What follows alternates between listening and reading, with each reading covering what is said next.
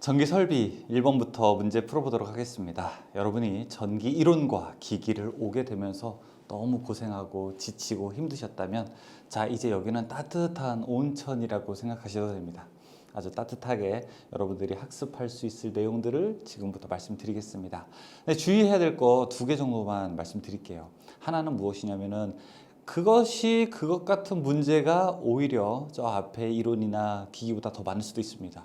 똑같은 거 물어봤던 것 같은데 똑같은 거 물어봤던 것 같은데 한 글자씩 문제가 다르거나 보기가 한 글자씩 다르거나 순서가 조금이라도 다르거나 알았죠? 그래서 사실 여러분이 이론에서 아주 어려운 문제 계산하는 문제 한 문제 맞추는 것과 여기서 한 문제 맞추는 것도 배점은 똑같습니다.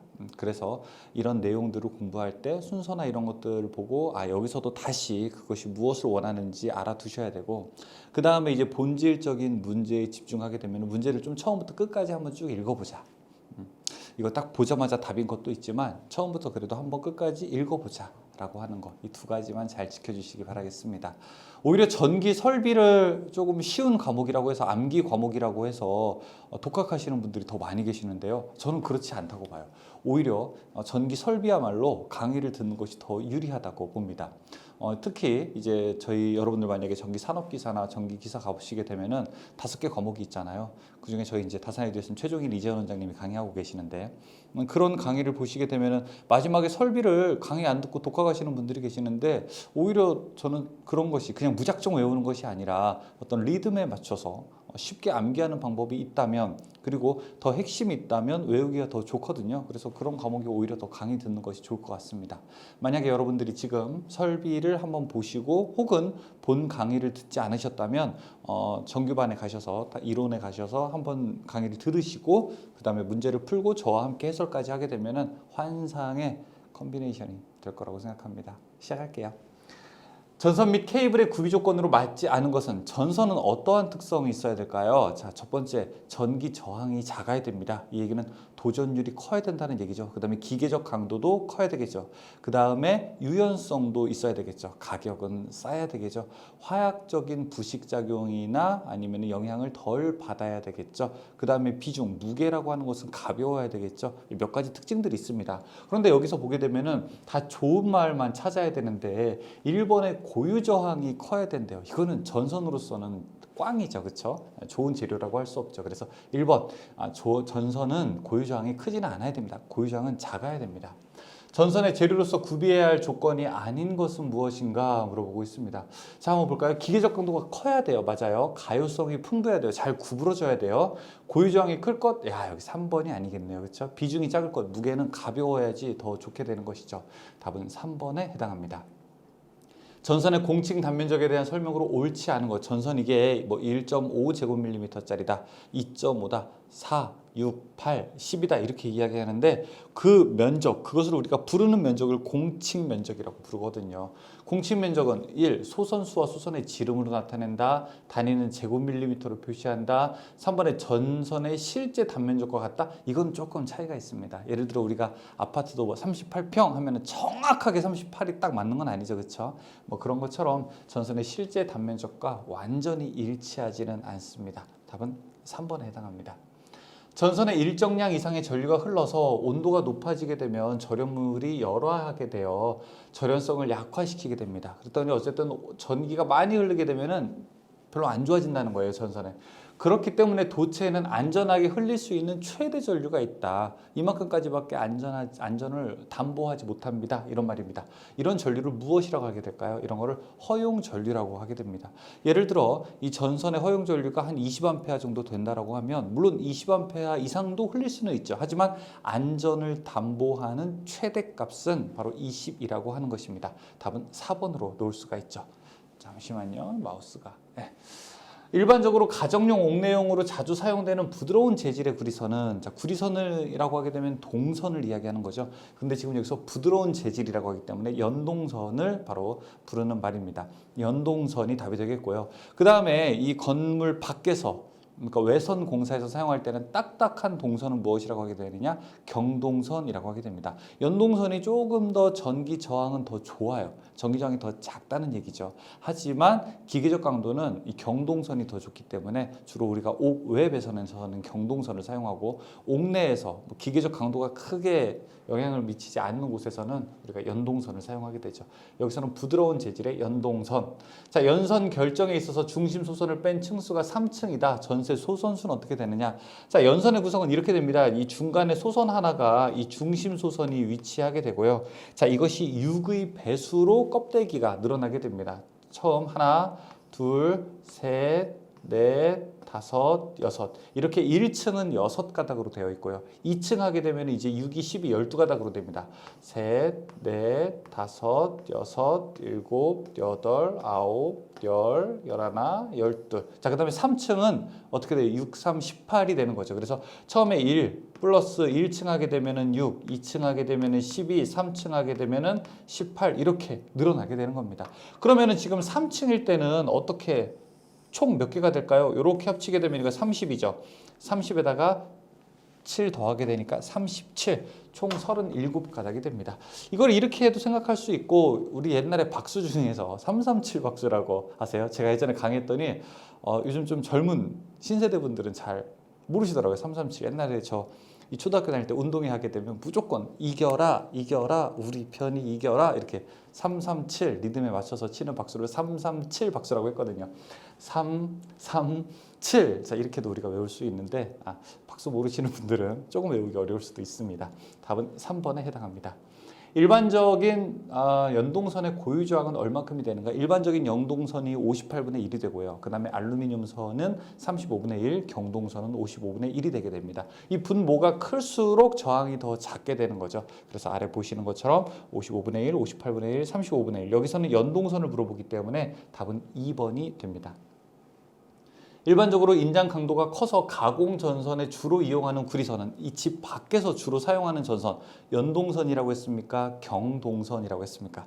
딱딱한 거 경동선이라고 했죠? 1번이 바로 답이 됩니다. 답은 1번. 해안 지방의 송전용 나전선의 가장 적당한 것은 무엇인가? 자, 일단 전선이라고 하는 건 알았는데 해안 지방이랑 그냥 일반 지방이랑 뭐가 다르죠? 해안지방이랑 일반지방이랑 가장 큰 차이점. 해안지방에는 염분이 있죠. 염분. 그래서 여러분 해안지방 가서 자동차나 트럭 같은 거 잘 보시게 되면은 녹슬어 있는 것들을 많이 볼 수 있죠. 바닷물에 직접 닿지 않아도 바람에도 염분이 같이 들어 있게 됩니다. 그래서 해안 지방에 하게 될 때는 보통 이제 철선 이런 거 이제 쓰지 않고요. 이제 잘 녹슬지 않는 재료로서 3번 동선을 사용하게 됩니다. 그래서 답은 3번 해안 지방은 동선을 사용하게 된다. 근데 예전에 이제 뭐 우리가 알루미늄 선은 어디 쓰게 되느냐? 동선 사용하지 않고 알루미늄 선은 이제 황이 있는 곳이 어디예요? 뭐 온천, 유황온천 이런데. 근데 사실은 그거는 우리나라에는 좀 적합하지는. 우리나라는 전체 지역이 막 온천이 이렇게 막 올라가는 그런 지대는 별로 없잖아요. 그래서 일본 같은 데는 있는데 우리나라는 없어가지고 지금 여러분은 해안지방은 우리나라 어디든지 있기 때문에 이 동선 하나 기억해 두시기 바라겠습니다.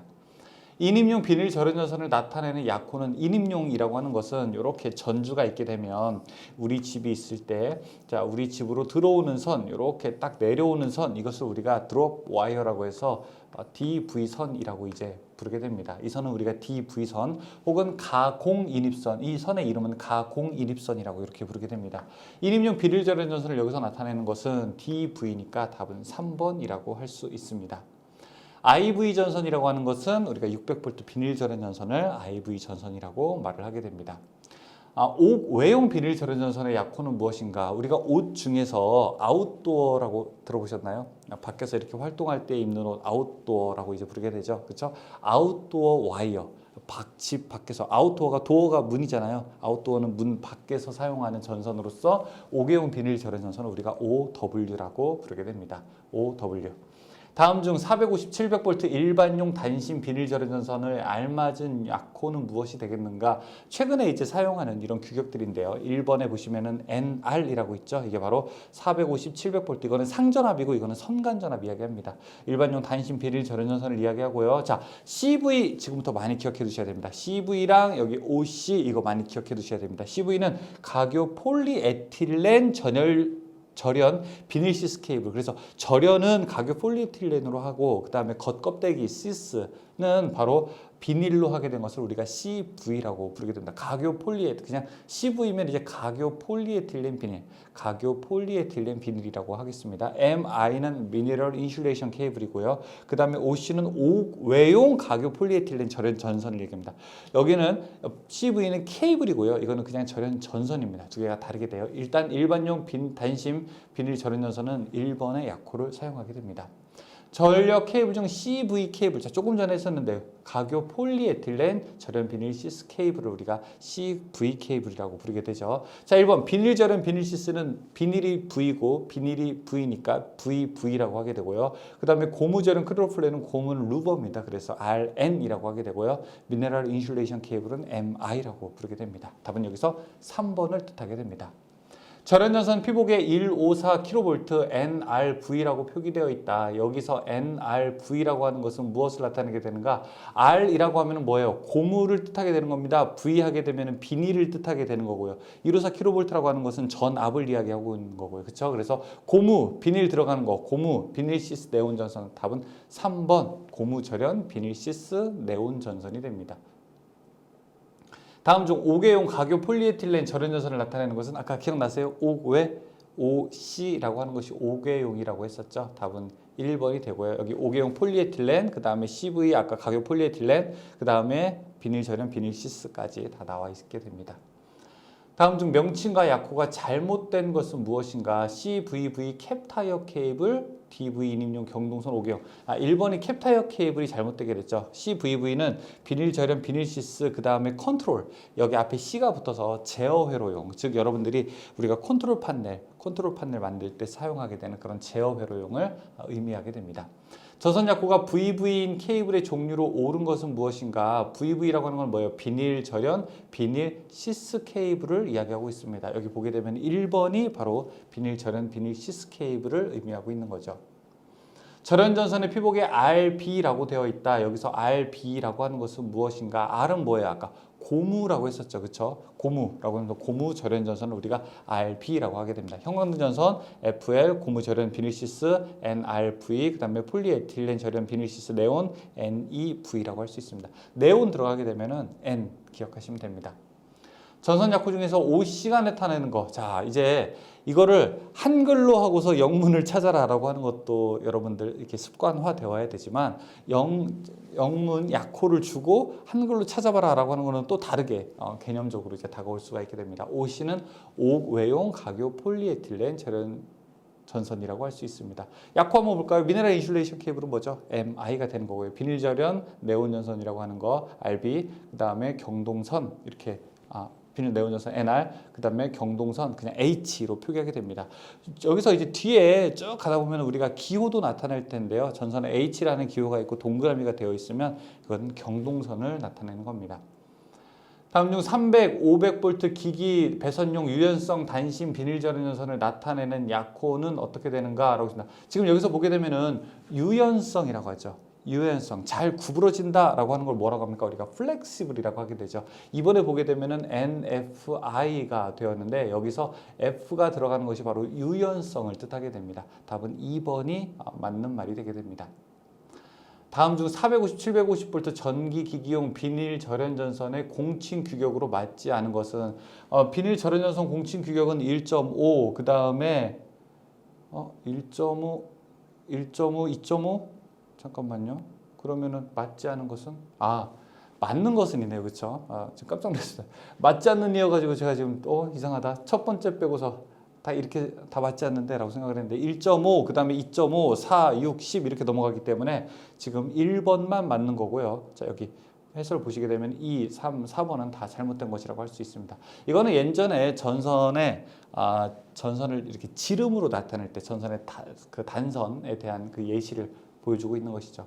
전선 규격 선정 시 고려해야 할 사항이 아닌 것은 무엇인가? 전선을 내가 딱 가서 선정을 해야 돼요. 뭐 고려해야 됩니까?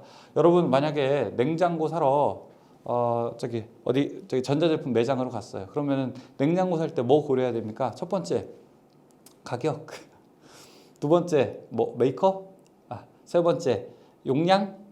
뭐 우리가 선택할 수 있는 그런 조건들, 그걸 우리가 선정 조건이라고 하게 되는 거죠. 이 다 세 가지가 다 아주 좋으면은 뭐 당연히 금상첨화겠지만 우리가 하는 일이라는 게 다 좋을 수가 없죠, 그렇죠? 하나가 좋으면 하나가 좀 안 좋을 수도 있고요, 그렇죠? 적절하게 우리가 조화를 찾아야 되는 거죠. 전선의 선정 조건도 맞습니다. 내가 이 전선을 어떤 걸 사야 될지 고르게 될 때는 세 가지를 봐야 되는 거예요. 첫 번째 기계적 강도, 얼마나 얘가 튼튼하냐. 두 번째 허용 전류, 얘가 몇 암페어까지 버틸 수 있느냐. 세 번째 전압 강화, 전압을 이렇게 선이 길어졌을 때 얼마만큼 떨어뜨릴 수 있느냐. 그래서 허, 전, 기 그렇게 외울 수 있는데요. 여기서 4번 유전 손실이라고 하는 것은 전선의 선정 조건에 고려할 사항은 아니게 됩니다. 답은 4번에 해당하게 됩니다. 전선을 접속하는 경우 전선의 강도는 몇 % 이상 감소시키지 않아야 되는가? 전선을 이렇게 쭉 원래 하나였는데 이 전선이 끊어졌다고 한번 해보죠. 이것을 우리가 다시 이렇게 연결할 수 있겠죠. 그럼 원래 것보다 더 좋을 수 있나요? 원래 것보다 더 좋을 수는 없겠죠. 원래 것보다 분명히 못하겠죠. 그래서 얼만큼까지 허용할 수 있느냐? 원래 이게 100kg을 버텼으면 한 80kg 정도는 버티자. 80%까지는 우리가 인정을 해주게 됩니다. 80%까지는. 그러니까 이 얘기는 뭐냐면은 20% 이상 감소시키지 말아야 한다라고 하는 게 있는 거예요. 몇 퍼센트 이상? 20% 이상. 답은 2번입니다. 그럼 몇 퍼센트 이상 유지해야 될까요? 반대로 하면 80% 이상 유지를 해야 되는 겁니다. 전선 접속에 관한 설명으로 틀린 것은 무엇이냐? 자, 전기 저항을 증가시켜서는 안 되고요. 이번에 전선의 세기를 20% 이상 유지해야 된다? 아니에요. 80% 이상 유지해야 된다는 겁니다. 답은 2번이 잘못된 얘기가 되는 겁니다. 답은 2번. 나전선 상호간을 접속하는 경우에 인장하중에 대한 내용으로 옳은 것은 몇 퍼센트 이상 감소시키지 말아야 돼요? 감소는 20% 이상, 유지는 80%. 똑같은데 이거 오히려 이제 틀리는 경우는 정말 속상해요. 문제 빨리 보면 80 나오게 되면 80% 이상 이렇게. 근데 유지 감소 요거 단어 여러분 잘 보셔야 됩니다. 답은 1번이고요. 다음 중 단선의 전선 접속 방법에 해당하지 않는 것은 무엇인가? 전선 접속하는 거 트위스트 접속 있죠. 그 다음에 직선 맞대기용 가는 단선, 단선의 접속 단선. 지금 여기 연선이잖아요, 그렇죠? 4번은 가는 여기 다 단선을 이야기하고 있는데 여기는 지금 선이 여러 가닥인 거예요. 여러 가닥을 얘기하고 있으니까 이거는 단선의 전선 접속 방법이라고는 할 수 없죠. 답은 4번에 해당합니다. 옥내배선의 접속함이나 박스 내에서 접속할 때 주로 사용하는 접속 방법은 우리가 박스, 팔각 박스나 정크션 박스, 사각 박스 이런 데서 접속할 수 있는 방법, 그 다음에 접속함에서 접속할 수 있는 방법, 가장 많이 사용하는 게 2번 쥐꼬리 접속입니다.